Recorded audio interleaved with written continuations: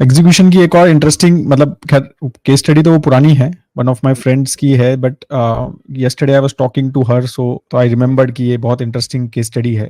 तो बेसिकली एक real estate है कि she had a real estate, Pune में ही था, और so Parimal she bought it I think for around, मेरे ख्याल से कुछ 47-48 लाख रुपीस का, I don't know 1 BHK 2 BHK whatever it was, but इतना लिया था कुछ 2015-16 में, कुछ 48-47-48-9 लाख का। ओके। और वो भी जो भी रीजंस रहे, वो बढ़ा नहीं, राइट? मतलब locality didn't grow that much, जो भी चीजें मतलब उनकी रही, तो डिडंट ग्रो टू मच। तो 2021 में शी, मतलब I was making her financial plan and everything, तो उन्होंने मुझे बोला कि यार वो एक रियल एस्टेट भी है हमारा। तो मैंने कहा कितना है मैम आपका? तो वो कह रही है कि वो 40, मतलब मैक्सिमम 50 में जाएगा। मतलब अभी 48 में तो खरीदा था गौरव यार, मैं सोच रही हूँ 55 में भेज दूं। मैंने कहा मैम कब से सोच रहे हो ये बात आप? कोई 1.5-2 साल से ट्राई कर रहे हैं हम, बट कोई 54 52 कोई आता है, 51 में आता है, हम 55 में तो भेज देंगे। राइट। तो मैंने कहा कि यार अभी 2020 में बेच दे, 2022 में बैठे हैं हम, तो 2020 में बेचते तो ये तो मतलब 80 लाख 90 लाख हो जाते। आप क्या कर रहे हो ये? मैं कहा 4 लाख रुपए के चक्कर में बैठे हो आप, निकालो इसको और इन्वेस्ट करते हैं अपन इसको। आपके पास रियल एस्टेट बाकी है, अपना घर था, सब है, 2-3 चीजें, मतलब रियल एस्टेट का ऐसा नहीं था लोकेशन नहीं है। तो मैं कहा आपके पास तो है ना, तो आप क्यों लेके रखा हुआ है? राइट। तो उन्होंने कहा कि नहीं कैसे बातें कर रहा है, 48 में लिया है, स्टैम्प ड्यूटी देंगे, ये करेंगे वो लेंगे, तो 50 में बेचूंगी तो नुकसान नहीं होगा, लॉस में। तो क्या हुआ? नहीं भाई, 2016 से लिया हुआ है आपने, ठीक है? तो 4-5 साल हो गए, मतलब अब किसकी वेट करनी है?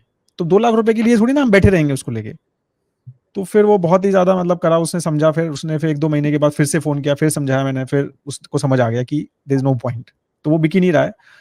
तो उसने वो शायद 49 for 50 में, मतलब वो लॉस में ही, जो थोड़ा लॉस ही बुक किया उसने वहां पे कैपिटल, और वो बेच दिया। और वो पूरा का पूरा शी इन्वेस्टेड। तो उसने कहा कि गौरव इन्वेस्ट कर दे पूरा का पूरा पैसा ये। तो I was just looking, this was 2022 22, तो वो पूरा का पूरा शी इन्वेस्टेड इन 2022, राइट। मतलब अर्ली पार्ट ऑफ अप्रैल वगैरह में। और अब जो है परिमल, वो 50 लाख एग्जैक्टली 50 का 50 उसने पूरा का पूरा इन्वेस्ट किया, मतलब शी डिडंट कीप एनीथिंग। तो उससे पे पैसे थी, had good earning and everything, SIP वगैरह भी चल रही थी, बट जस्ट वो that money is now 82 lakhs, ठीक है? और वो घर शायद अभी भी उतना ही है। तो बेसिकली ये जो चीजें होती है ना, कि we get stuck sometimes, and वही हम, वो 99 का जो चक्कर है ना, वो हम बहुत ज्यादा कई बार 99 के चक्कर में रह जाते हैं, सोचते रहते हैं ये। और स्पेशली रियल एस्टेट में तो ये बहुत देखा है मैंने, कि हम एक दिमाग में वो एंकर प्राइसिंग कर लेते हैं कि इतना ही बेचूंगा, और वो बैठे रहते हैं उसके लिए, 2 साल 3 साल 4 साल निकल जाते हैं। एक सबसे बड़ा रीजन मुझे ऐसा लगता है, when you are going and buying from a builder ना, तो वहां पे ऐसी स्केर्सिटी क्रिएट की जाती है कि मतलब टिपिकली, मतलब आजकल तो ऐसा है कि आप भी कोई भी अगर बड़ा प्रोजेक्ट है तो आप जाओ, बोलते हैं सर 80% तो ऑलरेडी बुक हो चुका है, अब बस 20% बचा है। और वो 20% ऐसे होते कि you will not like to, but वो स्केर्सिटी ऐसी देख लेना ये भी चला जाएगा उसमें। उस 20% में एक हाथ दूसरा अच्छा यूनिट दिखाएंगे आपको कि हाँ ये अवेलेबल देखना है तो उसमें और देख लो, मतलब बाकी तो वो तो है, वो तो है। अच्छा आपने बोला ना कि नहीं मुझे तो वो वाले फ्लोर पे जाना, वहां तो नहीं मिलेगा। अच्छा आप बोलोगे यार वो उस पे होगा तो ही लेना चाहते हो, नहीं तो हम जा रहे, तो वो तब जाने देंगे आपको। फिर बोलेंगे सर अगर कोई कैंसिल होता है तो I will let you know, और वो 2-4 दिन में 5 दिन में कैंसिल हो जाता है। एंड देन जैसे कि देखो आप एक अवेलेबल है, करना है तो अभी खत्म करो ये चीज। ये जो स्केर्सिटी क्रिएट की जाती है ना, तो उसमें इनिशियल लेवल पे जब अंडर कंस्ट्रक्शन होता है तो उस पे जीएसटी आता है, वो एक नए घर का प्रीमियम वो लगा देते हैं। एक बार आपने वो नया घर ले लिया, then it is second hand, याद रखना। जैसे आप एक दिन में वहां रहने चले गए, वो सेकंड हैंड होम हो गया। एंड देन वो प्रीमियमनेस जो बिल्डर सेल करता है, उस पे आप प्रीमियमनेस पे आप सेल नहीं कर पाते हो। That is the biggest thing. Of course, ये परसेप्शन में इतने अटक जाते हैं हम, ये इसके रियल एस्टेट के भी। I have seen that happening so many times. मतलब मुझे आज भी याद है कि जो बालेवाडी एरिया है पुणे का, सो इन 2019 बिफोर कोविड की मैं बात कर रहा हूँ, वहां पे जो अच्छे ये जो सो कॉल्ड गुड बिल्डर्स के 3 BHKs वगैरह होते थे, सो देवर मतलब सब मिला के अंडर कंस्ट्रक्शन होते थे, जीएसटी वीएसटी मिला के around 3 BHKs they were selling at around 2.2-2.3 CR। और उसी बिल्डिंग में आफ्टर ऑलमोस्ट नाउ 5.5 years, मैं 2019 अर्ली 2019 की बात कर रहा हूँ, या 18 के आप ये बोल सकते कि 18 and, because that was the time I bought मतलब जो योर ओन होम।